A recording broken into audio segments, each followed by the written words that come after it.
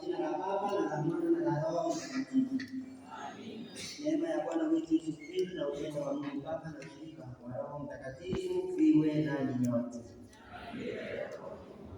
Ni Dominika ya 29 katika kipindi cha kawaida, na tumekuja mbele zake Mwenyezi Mungu tukiwa na mahitaji yetu mbalimbali.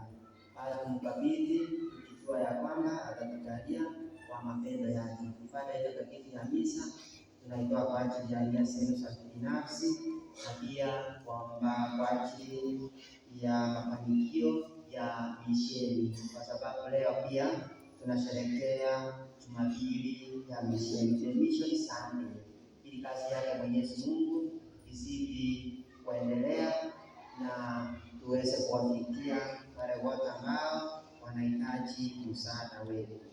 Pamoja na hayo, tunajiunga na Evangelii Msao kwa ajili ya kumshukuru Mwenyezi Mungu kwa kazi aliyomjalia.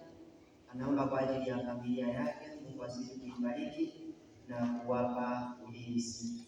Mungu azidi kumuongoza katika shughuli zake za kimaisha. Ndugu zangu, sisi ni viumbe dhaifu. Basi kabla ya kuadhimisha mafumbo haya matakatifu, kwa sababu tuko mbele zake Mwenyezi Mungu ambaye ni mwadilifu, si kama sisi ambao tuna unyonge wetu tofauti tofauti, basi tukiri dhambi zetu